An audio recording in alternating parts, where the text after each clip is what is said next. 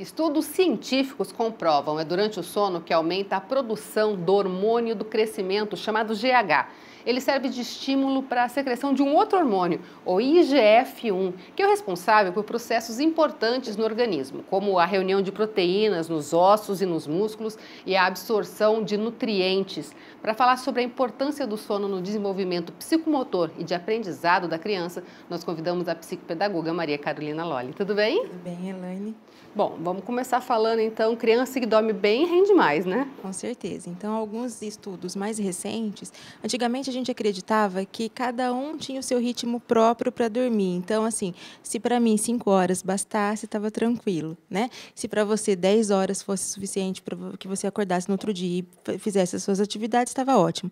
Hoje em dia a gente sabe que não é verdade, justamente pelos picos de secreção de hormônios e de neurotransmissores que também são liberados no momento do sono. Então, para cada faixa etária, é importante certas horas de sono para que aconteça todo o processo de liberação hormonal, para que a criança consiga, então, no outro dia, né, processar todas as suas informações, ter um bom humor. Até a questão do apetite pode ser regulada pela quantidade de hormônio que é secretada durante a noite. Então, por isso que é importante a gente observar essas faixas etárias para delimitar o horário de sono. A gente percebe que a criança às vezes luta contra o sono, né? Tá morrendo de sono, mas tenta se manter acordado, não ir para a cama cedo. Mas você sabe por que isso acontece?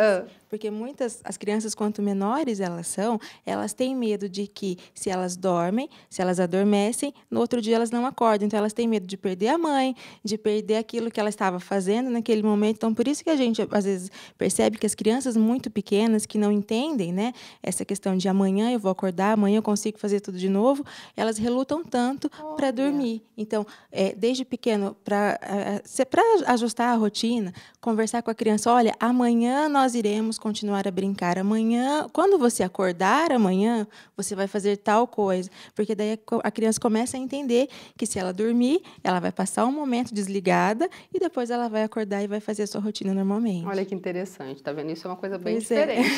Agora, a gente sempre fala muito sobre rotina para a criança, né? Sim. E rotina para sono é primordial. É fundamental. Então, a questão das luzes próximo do horário de dormir é muito importante. Tem pais, tem famílias que reclamam bastante por conta do horário. Então, eles querem colocar a rotina nova de sono, só que daí a televisão fica ligada, o movimento na casa continua normal, então isso prejudica a rotina de sono. O ideal é que, antes do horário apropriado para que o sono aconteça, a gente diminua as luzes pelo menos meia hora. Então, meia hora antes do horário de dormir da criança. É horário, então, de não mais deixar brincar, é horário de tomar o banho, é horário de fazer um chá, se for o caso, sabe? Então, para ajustar a rotina, é meia hora antes do horário que você deseja, né, que a criança durma, diminuir luz, diminuir barulho, acalmar o ambiente. Para aquela criança que não tem ainda uma rotina, por conta de atividades até dos pais, em qualquer idade, dá para se começar a implantar uma rotina ou é muito difícil isso? Não, a rotina ela pode ser implantada desde da criança de 5 até a criança de 90, né? Desde que se tenha se construa hábitos, né? Essa rotina de sono, rituais de sono são importantes. Por exemplo, então os pais chegam em casa, conversam, dão aquela atenção para a criança, às vezes faz tarefa da escola, né? Aí tem o momento de fazer a refeição juntos, depois o momento do banho. Tem aquela família que gosta depois, né, dessas rotinas ainda brincar com a criança. Isso atrapalharia a rotina de sono. Então, estabelecer atividades rotineiras que sejam feitas no mesmo horário todos os dias é importante. Mas é importante que essa rotina também permaneça nos finais de semana e nas férias. O que acontece? Durante a semana inteira a gente conseguiu arrumar a rotina da criança, por exemplo, na quinta-feira. Quando chegou no sábado, a criança vai dormir tarde novamente. Então, eu quebrei aquela rotina que demorou 4 dias para eu conseguir implementar. Então, por isso que manter a rotina, inclusive nos finais de semana, nos feriados e durante o período de férias, é tão importante também.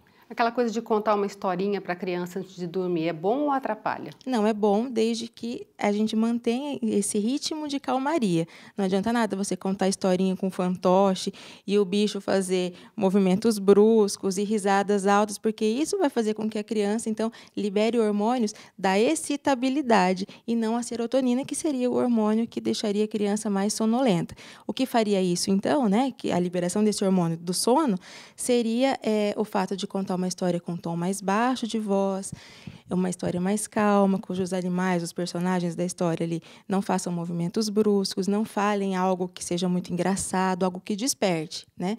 Tendo isso, claro, a musiquinha mais calma também, e a luz mais calma, tendo isso tranquilo e ajustado na cabecinha da criança, é o fundamental para que se crie a rotina de sono. Tem uma média aí de certa idade a certa idade que é importante que a criança durma? Sim.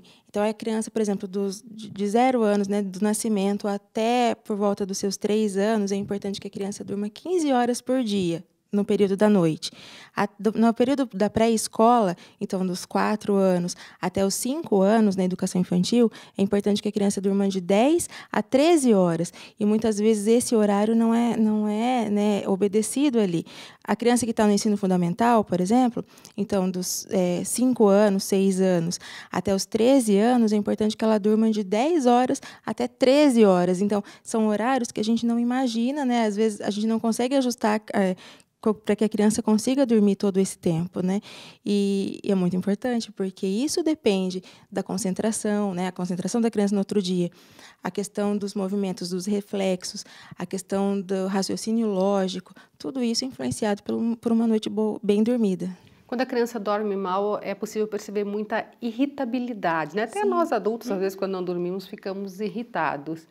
Isso é um sinal claro de que vai ter um dia complicado, né? Com certeza, porque a noite de sono ela serve para que o seu cérebro acomode tudo aquilo que aconteceu durante o dia.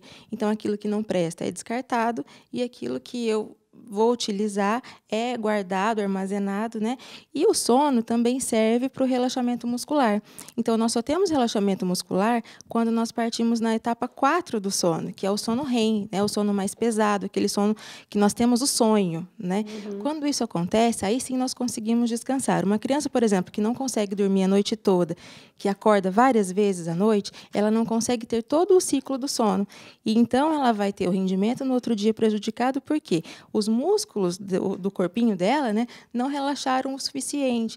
Então, eu tenho diferenças ali, como você disse no começo, na absorção dos nutrientes, principalmente da insulina, né, então da liberação de insulina para o metabolismo de açúcares. Então, tudo isso provoca ali reações no organismo da criança, prejudicando o outro dia. Então, às vezes, essa falta, essa agitação, essa irritabilidade pode ser causada por um desconforto que talvez ela não consiga passar para a pessoa que cuida, né?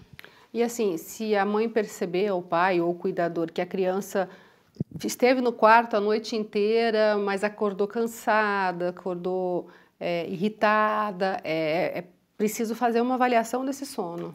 Com certeza. Então, existem profissionais do sono, né?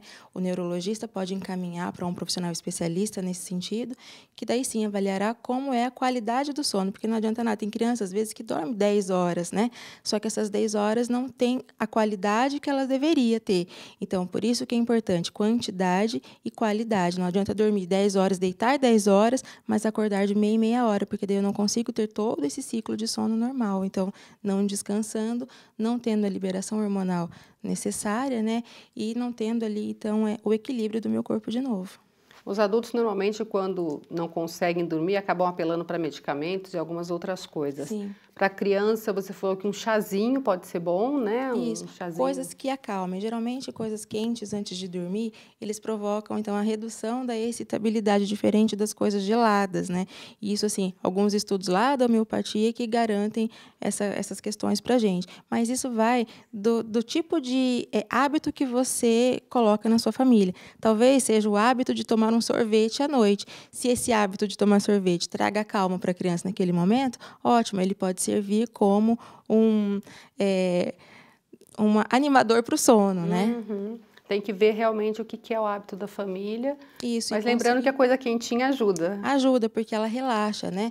Então, ele acalma os humores, que são os líquidos do corpo, então, nessa linha mais da homeopatia, né? Então, os líquidos quentes, eles têm essa garantia. Então, às vezes, na medicina chinesa, né? Nessas questões de medicinas mais alternativas, eles recomendam que depois das 6 horas não se consuma nada gelado também, porque o gelado acelera o metabolismo, já o quente diminui um pouco. Então, eles acreditam nessas coisas e a gente também, pela prática, né, a gente sabe que isso ajuda também. E ficar sempre de olho no sono da garotada. Com certeza, prestar atenção se dorme, se acorda muito tempo, se respira pela boca. Uma criança que tem respiração bucal durante a noite, ela também não tem um bom descanso durante essa noite. Então, isso precisa ser avaliado também. A forma como ela respira, se ela arranja os dentes, se ela se mexe muito, tudo isso precisa ser verificado. Tá certo. Muito obrigada, viu, Imagina. pelas informações.